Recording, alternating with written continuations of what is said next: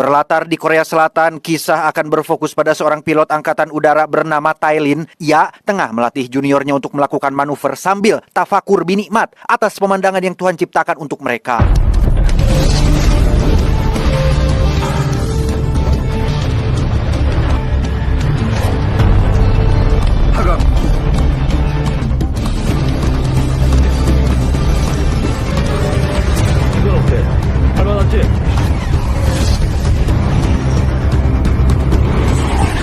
Ketika hendak ke markas, mereka berdua mendapat laporan terkait pesawat komersil yang melaju cepat ke perbatasan Korea Utara, sehingga mereka langsung tancap gas sebelum pesawat itu benar-benar melewati perbatasan.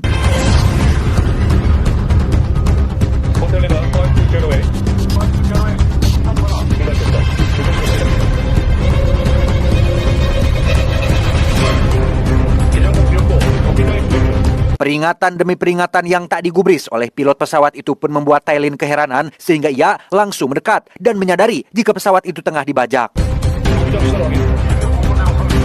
Rupanya Tailin mengenal si pilot yang ternyata adalah rekannya sendiri, sehingga ia memilih untuk membiarkannya melewati perbatasan, meski hal itu bukanlah sebuah keputusan yang tepat, karena selain bisa menimbulkan konflik antar negara, ia juga harus bersiap dengan resiko kehilangan pekerjaannya.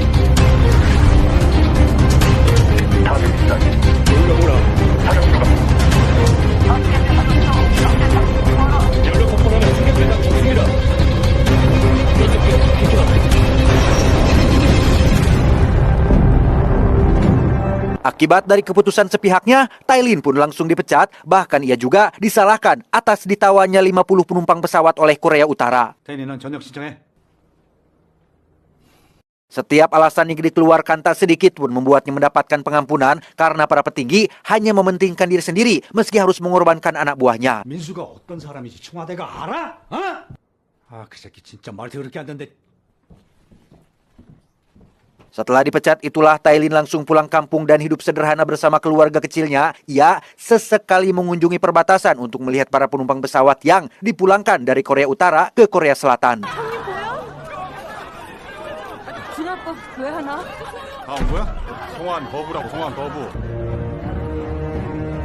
Dari 50 tawanan, hanya 39 orang sajalah yang dipulangkan, sedangkan sisanya masih ditahan oleh Korea Utara karena mempunyai kemampuan khusus yang ditakutkan bisa menjadi ancaman bagi mereka. Dia bernama Yong Dae, seorang pemuda dengan gerak-gerik yang mencurigakan, tengah menonton sebuah berita tentang pembajakan pesawat beberapa hari yang lalu.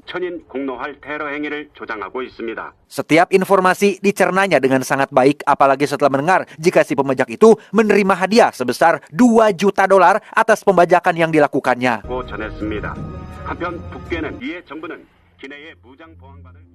Satu tahun kemudian, kini Tailin bekerja sebagai pilot komersil di Bandara Socho. Ia satu-satunya pilot yang diasingkan oleh pilot lain, bahkan tidak pernah diberikan kesempatan untuk mendaratkan pesawat akibat rumor buruknya di masa lalu.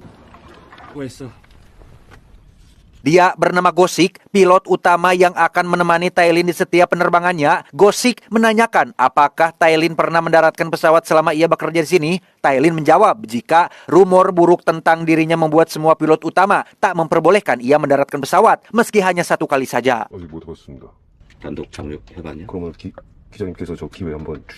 Selain dibenci oleh para pilot, Tailin juga sering dijadikan bahan gosip oleh seorang pramugara yang selalu menganggap jika ia adalah seorang pengkhianat selatan yang membuat 11 orang tawanan menderita akibat kesalahannya tahun lalu. 저번 비행기 납북 사건 때 전투기 몰고 출동했는데 사정이 있었겠죠. 고문관이야 저.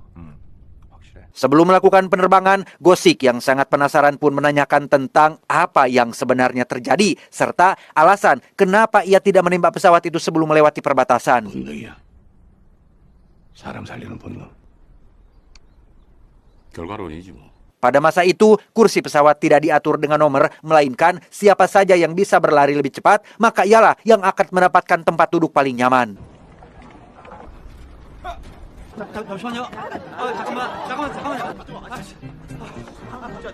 Hal itu terbukti ketika semua penumpang menunggu di depan pintu keluar untuk berlomba dan memilih kursi mana yang mereka inginkan.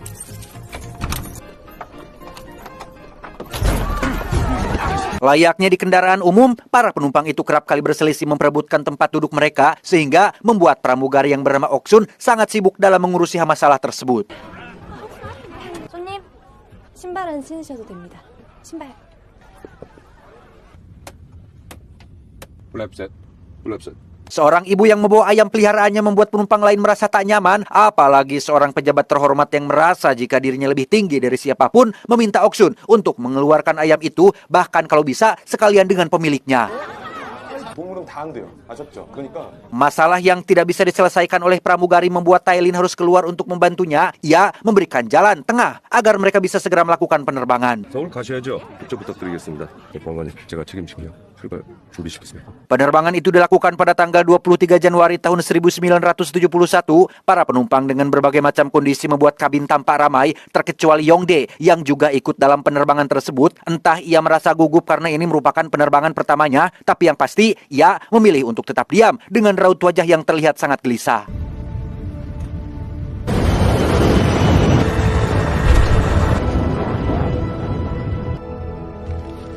오토파일럿 하겠습니다.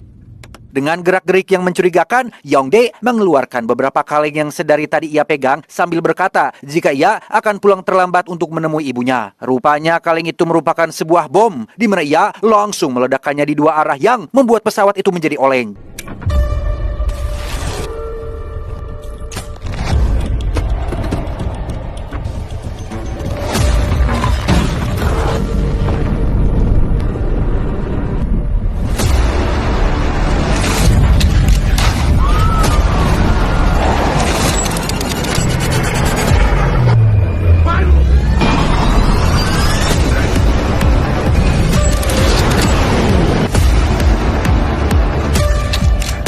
Yongdae menunjukkan niat aslinya, yaitu ingin membajak pesawat tersebut. Ia meminta Tailin untuk membawanya melewati perbatasan demi keselamatan penumpangnya. 알았어. 근데 우선 네가 원하는 어디든 갈 수 있어. Dalam kondisi darurat sekalipun, ia tetap menjaga kewarasannya dan meminta izin kepada Yongdae untuk memeriksa kondisi pesawat serta para penumpang yang ditakutkan terkena dampak dari ledakan tersebut.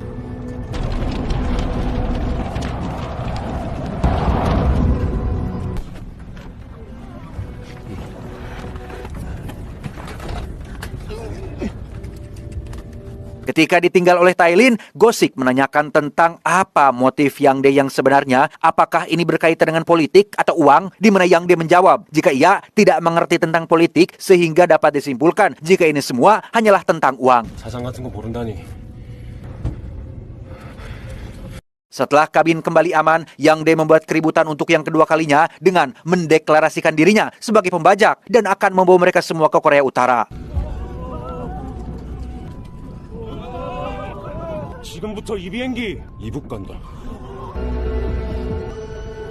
Go-sik yang terlambat mengambil tindakan pun malah membuat keadaan semakin runyam ketika ia melaporkan pembajakan itu ke markas pusat. Rupanya alasan yang dia melakukan pembajakan adalah untuk mengikuti rekam jejak sang kakak 1 tahun yang lalu. Alih-alih dihukum atas hal tersebut, ia malah diberikan hadiah sebesar $2 juta yang membuatnya kaya secara mendadak. 거기 이렇게까지 해서 왜 북으로 가려고 하는 거야? 6.25 때 끌려간 우리 형님 민민군 장교돼서 호요식한다니 200만 불이라고.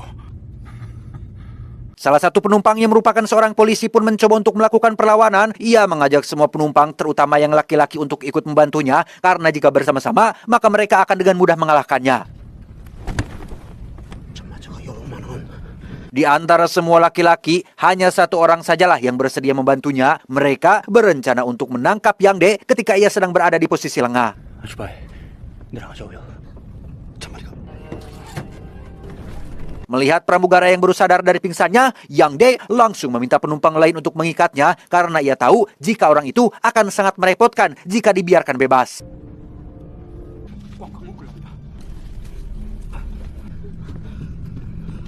Akhirnya polisi itu pun memulai aksinya ketika Yongdae melewatinya. Ia beraksi bersama sang istri karena orang yang tadi hendak membantunya mendadak ciut dan berakhir tanpa melakukan apapun. Alih-alih membantu si polisi, para penumpang itu hanya terduduk diam tanpa melakukan apa-apa. Bahkan ketika si polisi hampir mengalahkannya, mereka masih saja menonton dan malah berteriak histeris ketika Yongdae berhasil membalikkan keadaan.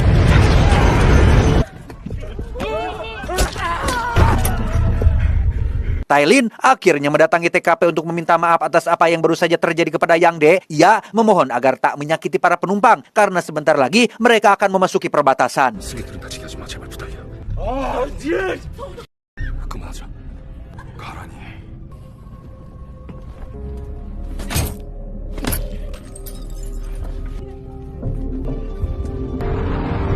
Sambil memikirkan solusi sebelum mereka sampai di perbatasan, Gosik mengumumkan kondisi di dalam pesawat dan meminta mereka untuk menghancurkan identitasnya sebelum berhasil melintasi perbatasan. Meski dengan berat hati, mereka tetap menghancurkannya karena jika tidak, ditakutkan Korea Utara akan menjadikan mereka tawanan, terutama PNS, aparat desa, guru, polisi, dokter, dan lain sebagainya. Sejenak Yang Dae mengingat masa lalu ketika ia masih tinggal bersama ibunya di kampung, ia kerap kali mendapat perlakuan tidak adil, entah itu sebuah tuduhan palsu ataupun penyiksaan, meski ia tidak pernah melakukan kejahatan apapun.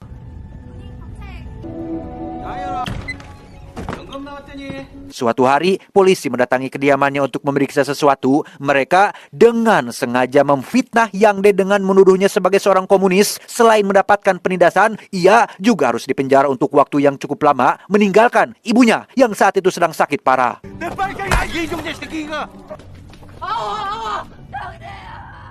Pulang dari penjara, Yang Dae mendapati ibunya sudah meninggal dunia dengan tubuh sudah dipenuhi dengan maggot, di mana Yang Dae langsung mengkremasi jasad ibunya tanpa sedikit pun meneteskan air mata.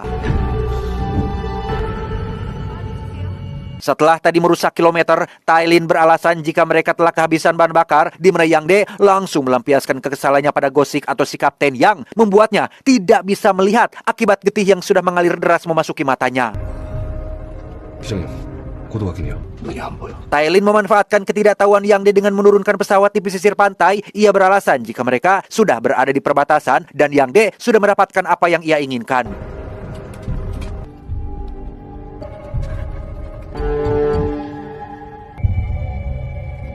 Sadar jika dirinya telah ditipu, Yang Dae pun memberikan bom itu kepada seorang penumpang di dekatnya dan mengancam jika mereka berhenti, maka ia akan langsung meledakkan mereka semua.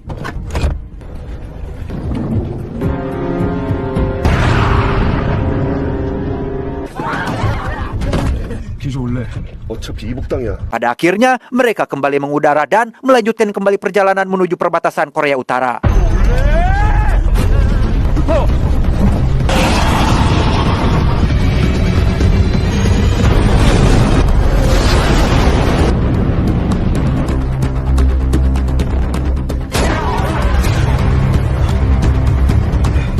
Keteguhan hati seorang Tailin membuat Yang Dae sedikit menghormatinya. Ia masih bisa berpikir jernih tanpa menunjukkan rasa takut, bahkan setelah mendapat luka tembak di kakinya.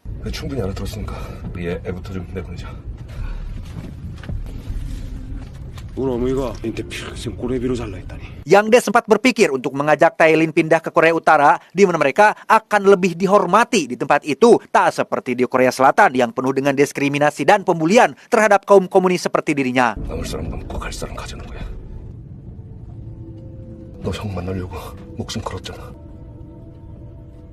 Kali ini, Yang Dae mendapat masalah terkait dua pesawat jet yang mulai mengikuti pesawatnya. Ia meminta Tailin untuk terus maju, meski apapun yang terjadi.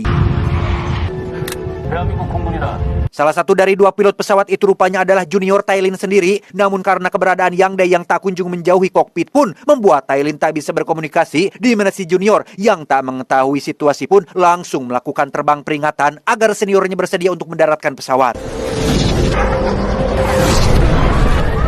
Karena terbang peringatan itu tidak digubris, mereka mencoba untuk menembaki pesawat itu seperti menembaki musuh, di mana Tailin yang sejatinya merupakan mantan pilot pesawat tempur pun berhasil menghindari mereka, bahkan sempat melakukan perlawanan.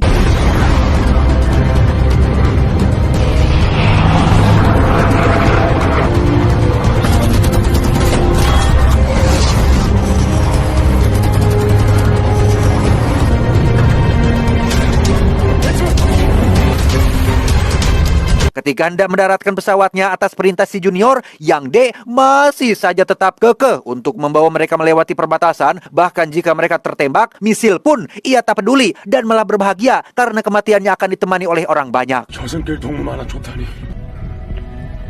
Rupanya, percakapan mereka masih tersambung dengan si junior, di mana ia akhirnya sadar jika pesawat seniornya tengah dibajak oleh seseorang, sehingga memutuskan untuk menghalangi rekannya yang akan menembaki si senior.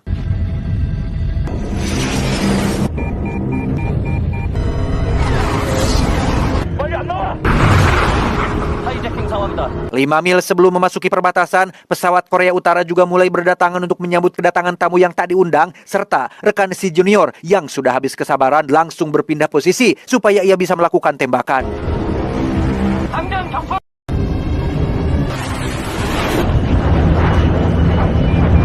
Di detik-detik krusial itulah, Tailin memutuskan untuk bermanuver tepat beberapa meter sebelum memasuki perbatasan. Ia berhasil membuat Yang De menjauh dari kokpit, bahkan sampai kehilangan senjatanya.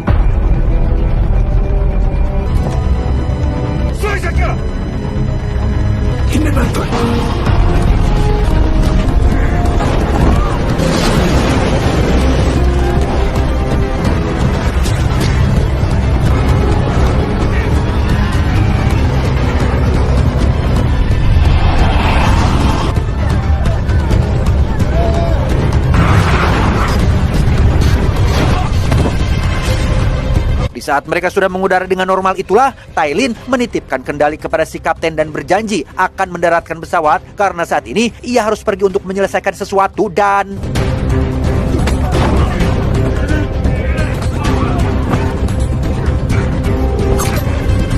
Ketika Tailin sudah terpojok, si pramugara yang sudah terbebas dari ikatannya pun langsung melayakkan beberapa tembakan dan... Yang De pun mengacungkan sebuah bom agar si pramugara menghentikan tembakannya, di mana Tailin yang merasa muak pun memintanya untuk segera berhenti dan berjanji akan merawatnya ketika mereka sudah mendarat. Tersentuh dengan ucapan itu, Yang De pun mulai mendekati Tailin untuk meminta maaf dan menyerah setelah ia melihat kejujuran Tailin yang terpancar dari matanya. Akan tetapi...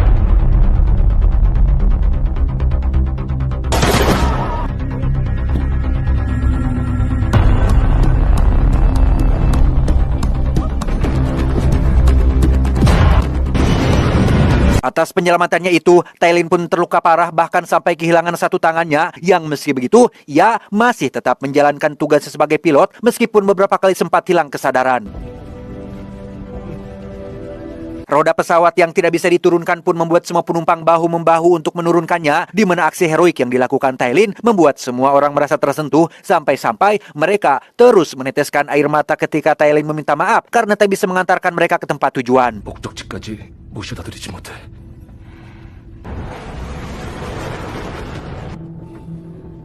Di antara hidup dan mati itulah, Tailin mengingat kenangannya bersama sang istri sehingga ia kembali tersadar untuk mendaratkan pesawat dan memastikan semua penumpangnya kembali ke daratan dengan selamat.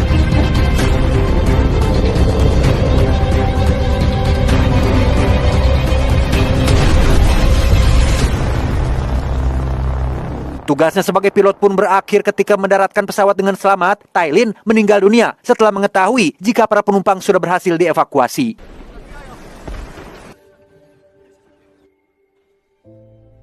부기장님 일어나봐요. 부기장님 살았단 말이에요. 잘했어. Tamat ending yang sangat mengenaskan.